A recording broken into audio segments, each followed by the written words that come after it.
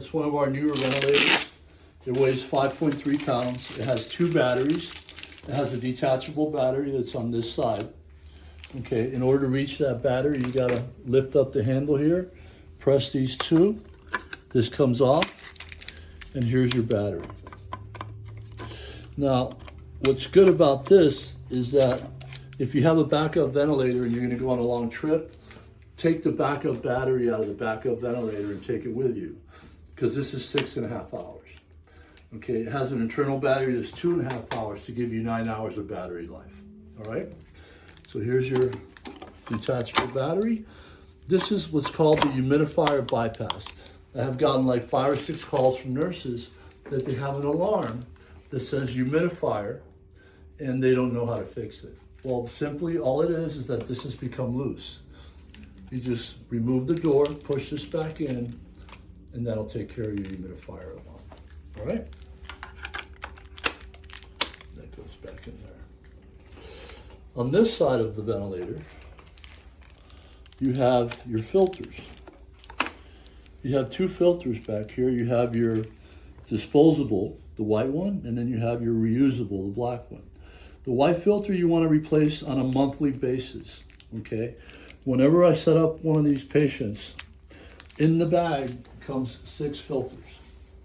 So if you can't find your filters, look in the bag. They're right in here somewhere. Okay? So change that every month, wash this one, dry it, and put it back. Right.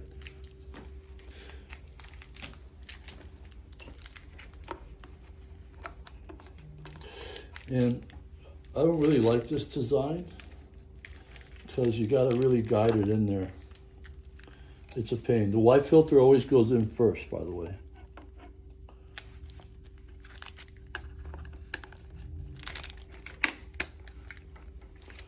All right. There's another filter, which is a fan inlet filter, which is also right here.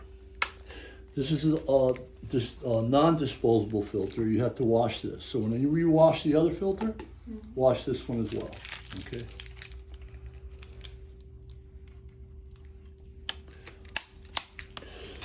On the back of the ventilator, this is where your electrical connection goes, and this is where your oxygen bleed-in goes right here. This ventilator does end-tidal CO2 monitoring, and it also does SpO2. Insurances typically don't authorize the end-tidal CO2. It's very expensive, and for some reason or the other, even when we get certificates of necessity, letters of medical necessity, the insurances still deny it, okay? But anyways, it does have that capability, and it does have SpO2 monitoring as well, all right? So other than that, back here is how you detach the ventilator. When you're detaching the ventilator from the stand, you always want to get a good grip on the ventilator so it doesn't fall down. You do like this, you press this, and it slides forward, and off it comes. Okay, when you go to put it back on, make sure it locks, okay? I had a problem once where a mom called me. She was trying to give oxygen to her patient, to her daughter, and she could not. What had happened was that when they went to the doctor, somebody did this, and now when she got back, she connected it, and she couldn't find how to connect it back. So she called me, and I said, look on the end of the tubing. And so never remove the O2 bleed-in adapter. So right now, because it's plugged in, if I press this button, it goes right into ventilator standby. So from here to turn it on, you simply either hold it down for 3 seconds, and now we're ventilating our patient, or let me show you again. To stop it, you hold it for 3 seconds, and then it prompts you, do you want to stop ventilating? Now from here, you can also just press the button once, and you have the option down here to start. Cancel, or you can just go right back to off, okay? So we'll start to ventilate the patient. All right, so this is your alarm silence button, and I'm pretty sure it's about 2 minutes or 1 minute. I gotta verify that. but this is your alarm silence button. So while you have an alarm, you can silence and then start to troubleshoot the alarm. All right. You have two windows of display which you can choose from. This is my favorite one because you have all the information right here, everything that's going on with the baby. Over here you have your total respiratory rate, okay, spontaneous rate screen, which we get here by pressing this button. Very good information here. You have your overall respiratory rate. You have your minute ventilation, which is your tidal volume multiplied by your respiratory rate over 1 minute. You have your tidal volume per breath right here. And then you have your pressure here. I got a call once from a nurse, okay? I'm talking bad about nurses, but the patient wasn't being ventilated. And I asked her, did you change the circuit? She did everything I had told her to do. And then I asked her, did you change the filter? And she said yes, she had changed the filter. So I went out to the house, 1 a.m. And who was it? Well, I can't say. But anyways, when I get there, I do this, and now the ventilator's working. She had washed the filter. Don't wash these filters. Okay. All right, so this filter, you change them once a month. The circuit, we typically change once a week. All right, guys? Every time you get an alarm, I'm glad we got that. You're gonna get the alarm information right here. This is the alarm that just happened. You hit OK, and it clears it. All right? So anyways, this is a good screen to have. We were talking about leak earlier. This is the leakage 17.8. That's not bad. And we have the exhalation valve here. I have it closed. But if I open it, I'm going to get a better leak. I like to see 21, 22 better. Okay, but 18 is okay, 19 is okay. But what happens is you'll have a patient, the secretions will run down from the patient, and then they will clog up this exhalation valve. You have 5 little holes here. If they get clogged up, you're going to get an alarm, okay? And it's called a rebreathing alarm. So if you get a rebreathing alarm, and I'll go over that when we get to alarms, always address it first with this valve, all right? So when you have this on your patient, you don't want this facing down, okay? You don't want it on a blanket. You either want it sideways or up. This is your pressure line here, okay? So you know if your pressure line is moving, we're ventilating the patient. If we go here to main, you have that one screen, which is a different screen. Nighttime is not a bad screen, but I like this screen. Now, if we go to the setup over here, you're gonna have all your alarm settings right here, okay? And it's gonna give you the mode of ventilation. The mode of ventilation is right here. This is a PCV-SIMV, so it's a pressure mode, okay? And if you wanna, I don't know what you guys do if you do ventilator checks or not, if you log settings, but here's where they are, okay? If you ever wanna know what a setting means, all you have to do is highlight it. You highlight it, then you hit the I for intelligent button, and it gives you a description of what that setting means, okay? So that's good to know. Now, if you go over here to alarm, you can have all your alarms right here. These are the alarms that are active with the parameters that are active. Now, same thing here. If you want to know what the alarm means and possibly the problem, how to troubleshoot the alarm, you highlight it, and it'll give you that information right there. Okay, which is a very nice feature. It's the only ventilator I know of that actually has that. So let's talk about your alarms. High pressure. Well, high pressure means you have an obstruction. The air is not able to get into the patient. You always want to check the patient first. Okay. Suctioning the patient is probably a good thing to do if you have a high pressure alarm. And I know if you're not able to move that suction catheter in, you probably have an obstruction. At that point, you could either lavage, hyperoxygenate with the ambu bag, since it's already connected to the oxygen tank, suction again, and then post-oxygenate. You could try that. or you can just change the trach. Okay, other things that will cause a high pressure alarm are water in the tubing or a kinked tubing. Okay, so that's high pressure. All right, guys? Low pressure alarm. If you get a low pressure alarm, you always want to start at the trach, and you want to move down to here and here to here. You want to check for good integrity. You want to make sure that the patient didn't pull the trach out. You want to make sure that all your settings, all your connections are good. Remember that if this comes out, you got a leak. Okay. So you run all the way to here, here to here, and that's how you troubleshoot a low pressure alarm. Okay. High tidal volume alarm sometimes can be due to a leak, believe it or not. The machine has something called leak compensation, where if it detects a leak, it sends more pressure, more air to try to maintain that on a pressure setting, to try to maintain that pressure, and you will get a high tidal volume alarm. Low tidal volume alarm, it's a leak, most likely. And if you have a patient that has a cuff and you forgot to inflate the cuff, then with that cuff down, you might be losing a lot of air around the trach tube. And you also want to check all your connections. Anything that says low, start with the patient, work your way here, here to here, okay, and look for anything that says leak. High breath rate alarm. Typically, when you get a high breath rate alarm, the patient, always check your patient. The patient might be sick, okay? And the patient's compensating for whatever's going on, and they're trying to breathe faster to get more oxygen.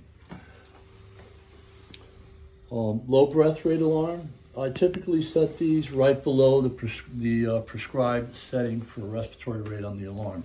So in this particular case, the SIMV rate is 20 breaths per minute. So the machine is giving 20 breaths per minute, regardless if the patient decides to take a spontaneous breath. If you get a low breath rate alarm, and I set them right underneath the prescribed rate for the ventilator's not working. Okay, it's not giving the patient the breaths that it's supposed to give him, and it's very rare that that will ever happen. But if you have a backup ventilator, put them on a backup ventilator. If you don't, use the Ambu bag and ventilate the patient. Call us and probably call 911, depending on if the patient's 24-hour vent dependent and what kind of tolerance the patient have as far as being off the ventilator. Okay. High minute ventilation alarm. That's typically, again, respiratory rate times tidal volume. So look and check and see how many times per minute the patient is breathing. That could cause your high minute ventilation alarm to go up. And then also, believe it or not, check for leaks. Okay, check the cuff. All right, where were we? High minute ventilation? Low minute. Yeah. Low minute ventilation? Leak. Check for leak. Anything that says low, check for leak. Okay. Apnea? Your apnea alarm, I turned it off for this particular demonstration. Let me see apnea. Yep, it's off. Because I don't have anybody breathing on this end. So apnea is a spontaneous breathing alarm. So if the patient does not take a breath above the prescribed respiratory rate that the ventilator is giving, you're going to have an apnea alarm. Check your patient. Now, it could be that the patient is in a deep sleep and they're triggering the apnea alarm. So it all depends on what that rate is set at. If you have a patient, a baby that's, say, 4 years old or 3 years old, and you have a setting of 24, well, you know that a kid that's 4 or 5 years old breathes like between 24 and 35 times a minute. So when they're awake, they might be breathing in their 30s, but when they're asleep, they're riding the ventilator. In a situation like that, if you have a minimum set rate that's okay for the patient, we can disable that apnea alarm. But in a lot of cases also, you might have a patient the same age, 4 or 5 years old, and you might have a prescribed respiratory rate of 10. And then the patient now is very, very relaxed, very much in a deep sleep, not able to trigger the ventilator when they're in a deep sleep, and you're going to get a rate of 10. Well, that's not acceptable for that patient. So what I do in those circumstances, I call the doctor, I get an okay, and I create a secondary profile for that particular patient. Because some patients on an inspiratory setting of, let's say, 1, which is your most sensitive setting on this ventilator, will work very well. The ventilator will work very well when they're awake, but when they're in deep sleep, they're not able to trigger a breath. So I create a secondary profile, and I did that with this ventilator to show you how to do that, how to change it. So right now we have profile 1 and profile 2. Mm-hmm. Right now the box is over profile 1, and we have an inspiratory trigger of 1, so it's at its most sensitive setting. So if I hit the down button, highlight profile 2, the over button, so now it's highlighting profile 1, and hit yes, now I've just transferred my ventilator from profile 2 to profile 1. Profile 1 has an inspiratory trigger of 2. So the patient is functioning well on an inspiratory trigger of 2. And usually the way this happens with this ventilator is that I'll put it on a patient initially, and they'll do well on 2. But when I put them on 1 and they're awake, they're breathing too fast with the ventilator. They're auto triggering the ventilator. And so we don't want that. So what I do is I leave a profile of 2 for when the patient is awake, and then when the patient is asleep and they're riding the ventilator, I go to profile to the nighttime profile where it's more sensitive. And now if they're still riding the ventilator on a profile of 2, then what I will do is I will increase the respiratory rate with the doctor's permission and disable the apnea alarm so it doesn't become a nuisance. All right? I have a question. I have one patient that we get a lot of like low minute ventilation, especially throughout the night, because her respiratory rate drops to like 9. Okay. How old's the patient? 26. 26. Okay, yeah, that rate's too slow for that patient. Well, we should breathe at least 12, 14 times an hour when we're in a deep sleep at that age. So what you can do is increase the sensitivity on the ventilator and see if that helps. Or you can, depending on the ventilator, you can create a secondary profile. Or so when they're asleep at night, you can create a higher rate, put a different rate in there, let's say a rate of 12 or 14 for that patient. So, yeah. Okay. Thank you. Okay. All right. Connection alarm, well, that's pretty obvious, right? Something's become disconnected. So, again, you always start with the patient and work your way here and then to here. And then rebreathing alarm, that's your low circuit leak alarm on the Trilogy. That's where we're not getting rid of enough exhalation, and the patient is in danger of retaining CO2. So we always check this valve. Something could be blocking it. All right, guys? Move over to other. Any questions on this so far? If we go to other, this device has a humidifier. You can put it on it for a non-invasive patient, but I don't think you guys are going to come across that. You do mostly with pediatrics. Mm-hmm. And device settings, you go over here, you can manipulate your display light. You have a on, you have an auto, and then you have a delayed where it waits a little while. So I'm going to leave it on. And then you have the light intensity. You can manipulate that here as well. And you can also change the language on the ventilator if you want to do that. You can go to Spanish. Okay, I don't know what that language is. Español, I know what that one is. Gee, what is that? Looks like Greek or something. Whatever. All right.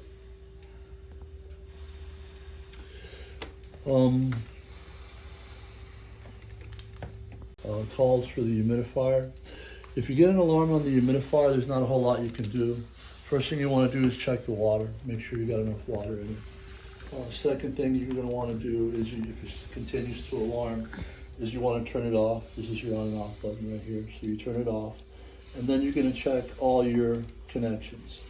So what you're going to do And I should have turned this thing on. It did have it plugged in. So if you get an alarm, check the water. If that doesn't work, turn it off. Pull these out. Pull everything out. Put it back in, pull it out, put it back in, pull this out, put it back in, pull this out, wipe it down with alcohol, always before you put it back in. And come over here, and do the same thing. Pull it out and put it back in, then turn it back on. If that doesn't fix it, you're gonna have to call me. Okay, call the company. This particular humidifier fluctuates between 35.5 and sometimes it goes as high as 39, but it averages at around 37. So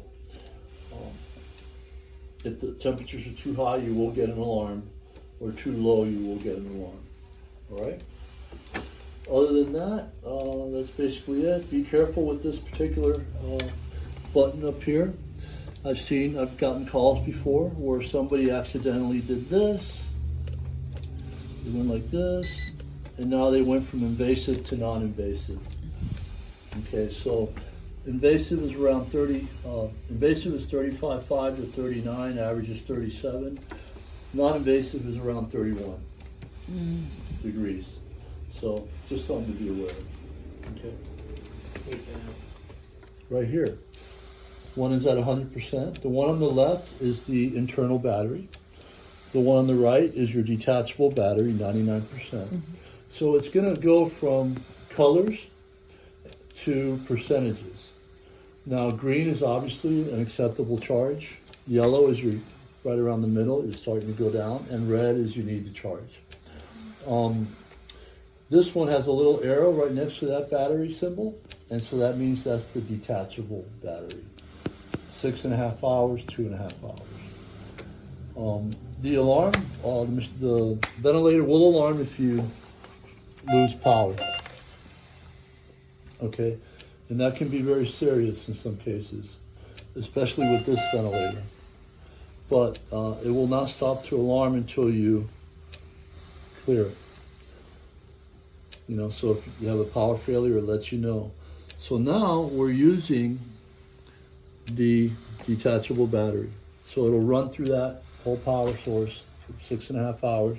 And when it's done with that, you'll get another alarm, and then you will be using your internal battery. All right? All right, I think I more or less covered everything on this ventilator that I can think of right now. Oh, one more thing I do want to cover. To turn it off, you got to hold it down for 3 seconds so it turns off. And then you get, yes, I want to turn it off. It asks you if you really want to do it. And you stop ventilating.